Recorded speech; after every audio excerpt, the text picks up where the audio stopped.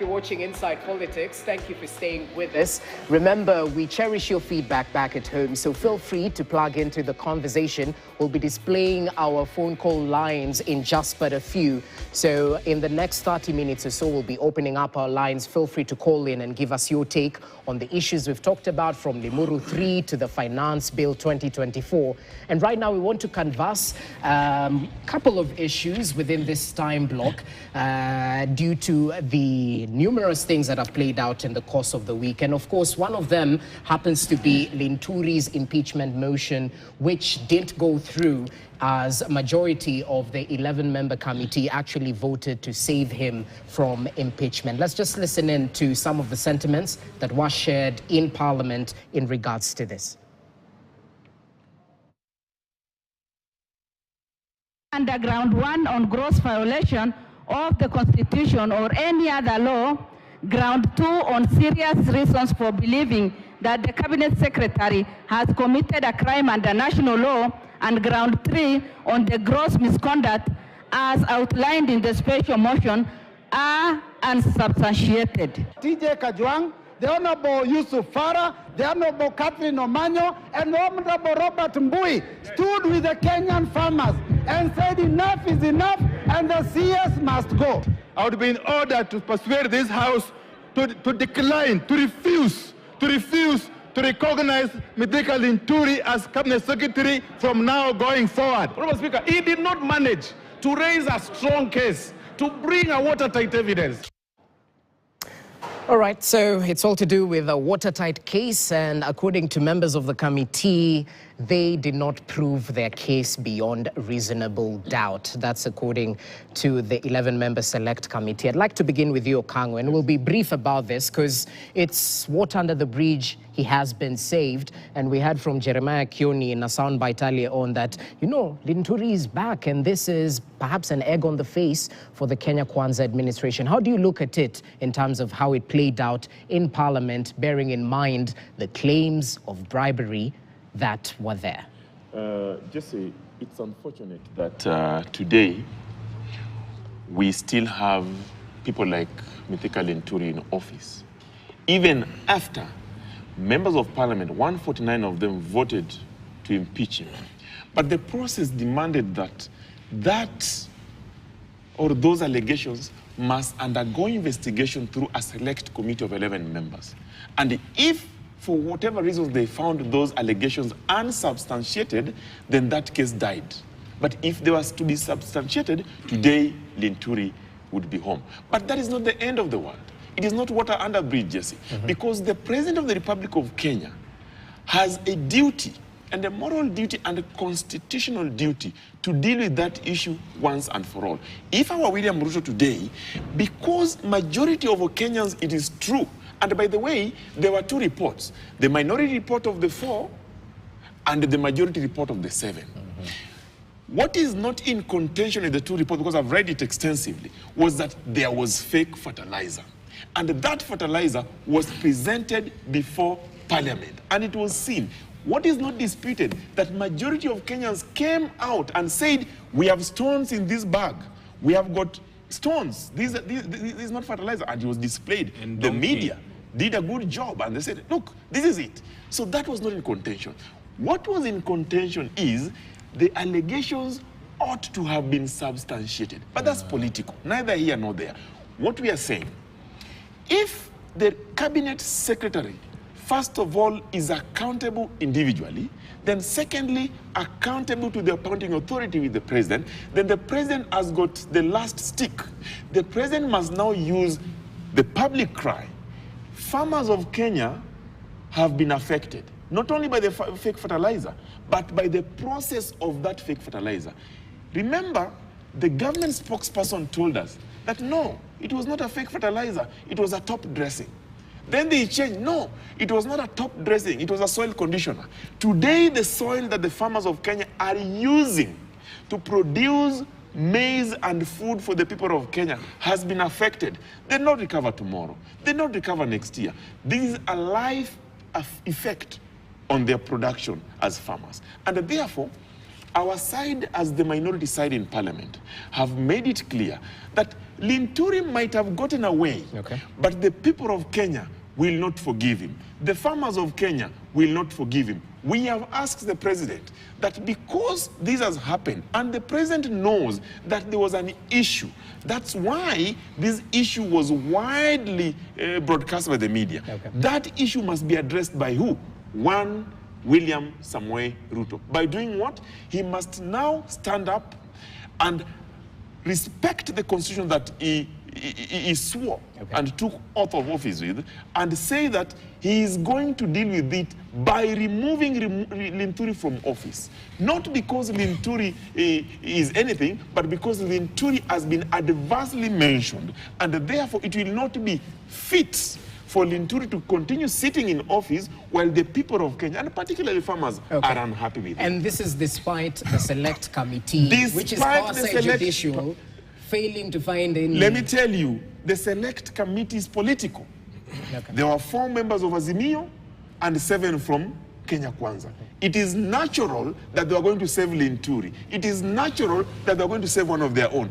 But if this was to be taken through a due process in a court of law, I am confident that the people of Kenya shall have won. This time round, we are asking the president, do us one favor, Mr. President, because you know, we know that you also love this country. Please, fire Linturi. Interesting. And how do you take it as a member of the UDA party? Is Linturi out of it since there was no substantial evidence linking him to that? First of all, for me, I think the most important thing for us to actually focus on is that has justice been done? Justice been done, number 1, to the process, number 2, to the farmers of Kenya, number 3, to Linturi as a person. And I would say that justice wasn't done. This is my take around this. That number 1, Parliament failed. Partly probably out of poor leadership and organization, and partly because of lack of tools. There's the 2018 impeachment procedure bill by Nandi Senator Cherargei, Samson Cherargei. That bill has been packed in Parliament since 2018. Deliberate. That was supposed. 2018, he was in power as a proponent of a handshake. He was moving all over. He almost became a CAS. Then, be that as it may, at that particular point when he was in government, it didn't matter that that particular bill was important, but we needed to standardize and make easy the removal and impeachment of officers from the president, governors, members of parliament, even those people that are appointed. So there is need for parliament to ensure that the impeachment procedure bill, actually the 2018 bill, actually comes to fruition. Number 2, you know, there's this making it look like Parliament is the same as Kenya Kwanza. Parliament, according to our constitution, is an independent arm of government. It has got a leader. That is why even when the president says that we will reduce the cost of travel, for example, Parliament is quick to remind the president that we are an independent body. I can remember even Otienda Amolo and the others actually standing out and reminding the president that Parliament is independent. So for this, we should pack the failure of this particular process squarely where it belongs, and that is the leadership of Parliament. Secondly, I said that particular process, when they mangled up that particular process, they have not even done justice to Linturi himself. Because we still are having this conversation here, because he's not been cleared and there is a feeling like there's still a fog around it. So they've not even done justice to CS Linturi himself. Then finally, Parliament itself remains the weakest link in our governance, because when we came up with the Constitution 2010, we were doing away with the imperial presidency, bringing in checks and balances. And we hoped as a people, even though hope is not a strategy, that if you put a lot of power in the hands of very many people, they might not have the one accord to conspire against the people of Kenya. But what do? They do not even conspire, but they just mess up things. I need to say this, that that is one process. The impeachment process is normally a political process, and the people in Parliament are politicians, and they did what they could do. There is a process number 2. Let us not count this as spilled milk. It's not a done of a process. Kenyans like Okango himself here, Fanyamambo here, can go to court and still seek justice. So the door is not closed. So there's always that option. Thirdly, which is important, is that the president, who swore to uphold the Constitution of Kenya, to protect and uphold the Constitution, when he allowed the parliamentary process to go on, he was upholding the Constitution. Because if he had rushed, he would then have denied Linturi two things: a fair administrative action and a fair hearing. So the president himself will still has got an opportunity to speak to this particular process. But then the final is that Parliament can still go back over its own decision after 6 months. So it's not closed. Okay, so it's not necessarily water under the bridge. No, We'll come to you, Fanyamambo, in just better few, because we have to clarify whether ANC is joining UDA or not. There's been so much talk, especially after the political appointments that were made recently. The former ANC Secretary General, Simon Gekuru, and Musalia's close ally, Ambassador Lazarus Amayo, getting various positions, Deputy State House Comptroller, and one a special envoy of the Africa Union Champion for Industrial Reform. Political pundits say this is preparation of the way, that ANC might be folding if this is anything to go by. What's the latest from UDA, briefly? First of all, we are on the watch. The fifth watch is actually led by Kenya Kwanza. Kenya Kwanza is actually a confederation of very many parties. Chief among them is UDA, which I work for. There is ANC, there is Ford Kenya, there's the United Green Movement. We've got a whole lot of political parties that are working. Even Mandela Development Party. So we have got a number of parties. So number one, Kenya Kwanza as a coalition has got so many parties. Two, Gikuru already was on the list to become a CAS. So him getting a deputy State House Controller should not really look like it's so big news. We're because reading too he much already into was it. there. We are making a mountain out of a molehill. Secondly, parties coming together is constitutional. Already, we are in one accord. We are working as Kenya Kwanza. It's not just ANC alone. There are a lot of other parties that are actually willing to fold and join Kenya Kwanza. And then, how... So is ANC willing? That's what you're saying? I do not speak for ANC, but ANC has not denied.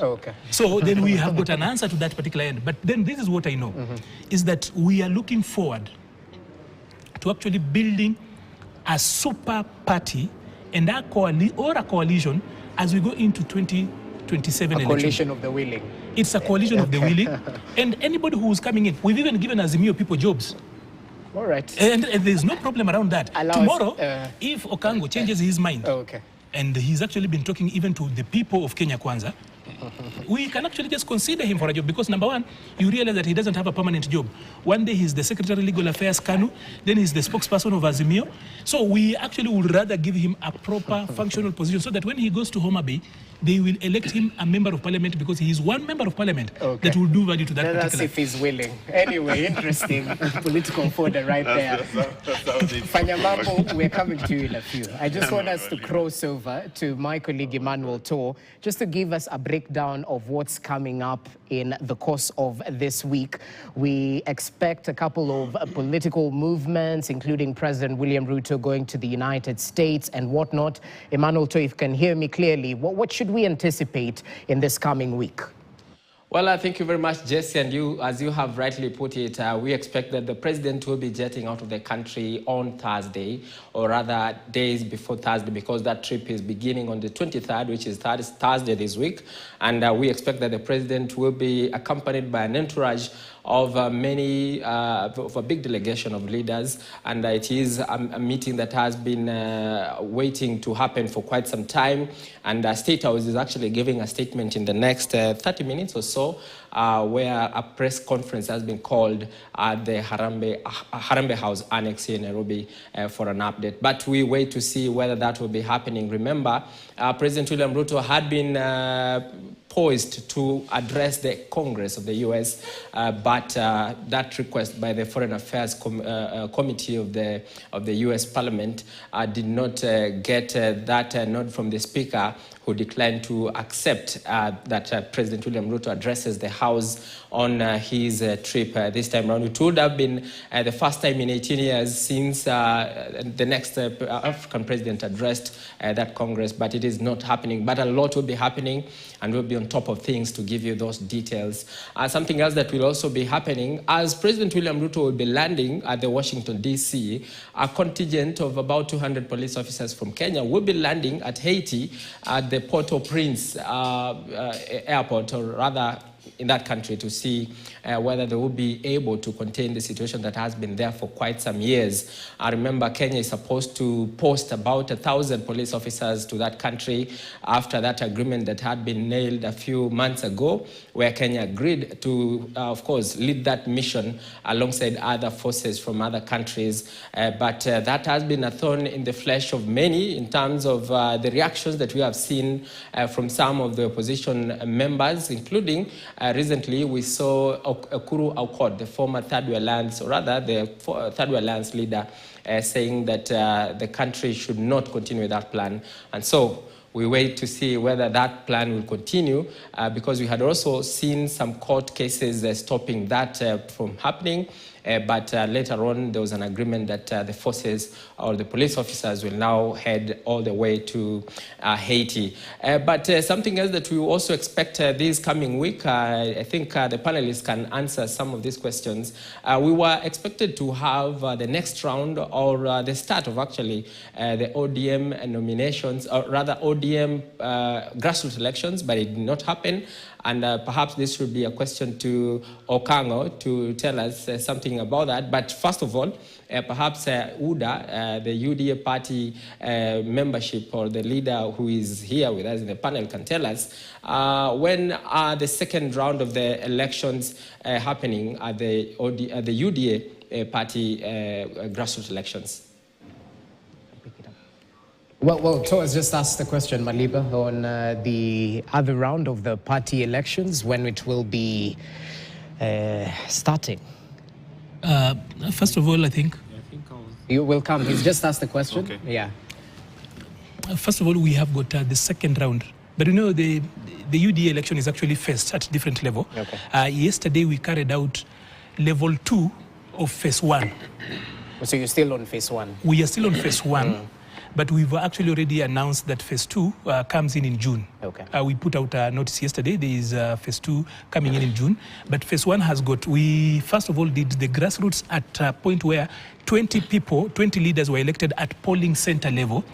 Those that were elected become the leaders of the polling center and the voters at the next level. So yesterday they were, out of those 5 counties that we did, Busia, Homa Bay, West Pokot, Narok and Nairobi, were electing their ward leaders, who then become the ward leaders and voters at the next level. Then consequently they will follow through to vote at the constituency level and then at the county level. Okay. But next phase is coming in June.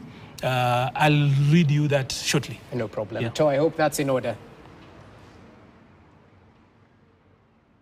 Can you hear me? Gone ma'am, in terms of the next time we're having the elections. In June, the second phase. No, the first phase actually did not take off as had been planned. ODM postponed indefinitely. No, that is, I'm talking about UDA. Oh, UDA. We were talking about UDA, so apologies. Yeah. We have Azimio. I don't know if he's ODM or IPA, but we can ask him as well later on, too. Yes, sir. Yes, so thank you for that, Toa. Definitely breaking down what to expect this coming week in terms of Ruto's visit to the United States. The Haiti mission seems to be kicking off with the first contingent going to Port-au-Prince, and equally the grassroots elections is something to monitor. Just for talk, kindly. Okay, yeah. Phase 2 of the UDA elections is on 22nd of June. We have got 13 counties. That is Mombasa, Uasin Gishu, Nyandarua, Tharaka Nithi, Machakos, Kisii, Bungoma, Siaya, Taita Taveta, Wajir, Kwale, Kitui, and Garissa. Okay, that's the second phase. And phase 1 was concluded? Or it's phase 1 is still underway. You said, it has got different levels, but it's still underway. It's still underway. Yeah. Okay, that's well noted, To. I hope that's in order. Allow me to talk to Fanyamambo just briefly, because apart from the Linturi impeachment and what we've seen in terms of UDA trying to organize itself within Kenya Kwanza, we've equally heard of talk of Rigathi Gachagua, the deputy president, being missing in action. We saw a couple of reports on mainstream media stations that he's been missing for 11 key state events ever since the tree planting exercise where he was supposed to be in Bomet County. Today we understand he should be in Nyeri County attending various church services. So it's good to see the deputy president up and kicking. What does this mean politically? Because if it's not too long ago when rain started beating the Uhuru Ruto leadership that we saw. One is missing in action when the other one was there, yet they were always together synonymously. What do you read into this without reading it too much? Because it's purely speculation, as is. Okay, first and foremost, I needed an opportunity to respond on the Linturi issue. Yes. And I'll start by saying, why are we having a conversation about impeachment? You do horrible manners, you resign by yourself. You don't need people to come and tell you that we were going to impeach you because farmers have been given gravel and donkey feces. The gravel, you go and pour it for affordable housing. It will be used on the floor of the affordable housing. The donkey feces can be used in the flowers that are going to be in the flower beds for affordable housing. We cannot have a conversation around Linturi remaining in office and us going through. Why are we impeaching him? He should be honorable enough to resign. Farmers have spent a lot of money. Somebody comes and buys that bag at 2,500. They buy 5 bags, 6 bags, 7 bags. That's 15,000 shillings. You are yet to refund this money to farmers, and you're telling us that the minister has been saved. From what? First, return Kenya's money. This is theft. There's nothing else. You can, if you sell, I mean, you go to your ordinary shop, and I don't know why Kenyans don't see things this way. You go to your ordinary shop, somebody sells you stale bread. What's the first thing you do? You return the bread and you get your money. We should be having a situation where the government is ashamed enough to tell Kenyans, please come back, return your bad fertilizer, get your money back. That should be the basic minimum. And so Linturi, and if he doesn't resign, the president can fire him. He hired him, so he should be fired. So let's not take this problem to Parliament and blame Parliament for the bad manners of the Ministry of Agriculture. He should resign. And God is faithful, because when God looked at the disaster that this fertilizer had brought, he gave us a lot of rain to just wash away the bad fertilizer from our farms so that they are clean from what these people are giving us. And I thank God for his faithfulness, because the bulk of it has been washed. We hope a lot more will be removed from our farms. Now, yet to people the are being deputy given presidents. ash. And, I did not interrupt you, my and friend. there is actually an expose on Please that. don't allow African Sense had actually showed that under Munya's watch, Don't. he has not Please. done justice to that. Anyway, it was just a point of information, my brother. Let me tell you. Apologies for that. I have always told people that sometimes if you come with a bus from Kisumu to Nairobi, and then you get into another bus from Nairobi, you're going to Mombasa. And the bus, before ifike mali inaendeshwa vibaya, it's going around corners, people are hooting at the bus. You can't start saying, the bus who drove us last night was a bus driver who was bad. We have to speak about the current driver, otherwise he's going to land us in a ditch. Now, the deputy president... Apples and oranges. Let's give him time. The deputy on president DP, briefly. of the Republic of Kenya. Yes. Wherever you are, we understand you, we feel your pain. We know you're not happy, you've made it clear. I mean, you have made statements that are not very friendly to Kenya Kwanza, especially when you said that you support one man, one vote, 1 shilling. They have accused you of funding Limuru 3. I have told Kenyans people came from their own pockets. People funded Limuru 3 by themselves. No money was given to any delegates. And we want to tell you, Deputy President Rigathi Gachagua, you manufactured this crisis yourself. You were part of bringing us this disaster of a government. And I've always said that's the only reason they could not declare the floods a disaster, because you cannot have one disaster declaring another disaster a disaster. The only disaster we have is this regime. So, Deputy President Rigathi Gachagua, even when you come out in public today, it's not possible to hide the fact that you are uncomfortable and that you are happy. You are unhappy with what is going on in this republic.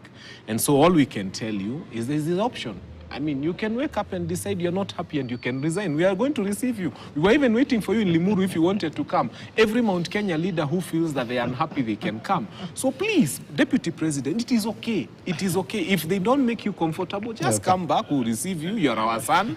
Yeah, I mean, you can apologize for 1 or 2 things that as Mount Kenya we felt that didn't go very well. Because, I mean, we have received people like Waititu. We will receive anybody who feels they made a mistake. It's never too, you don't have to wait until the end of the line for you to say, I made a mistake and I am sorry, and you come back home. Yeah. Well noted. This is purely speculation. We'll wait to hear from the Deputy President if indeed he's aggrieved, because he sure will be speaking today. Allow us to take a short break, gentlemen. As we come back, we factor in the views of our viewers back at home. So feel free to call in. Our lines are now officially opened. As you can see, they're right there on your screen. 0732-142-041 or 0732-142-311. We're looking for your feedback in terms of the issues we've canvassed right here on the round table, from the Limuru 3 conference to the Finance Bill 2024 to issues around Linturi impeachment. Feel free to give us your take. We'll definitely look forward to that. We take a short break. We'll be back with your call.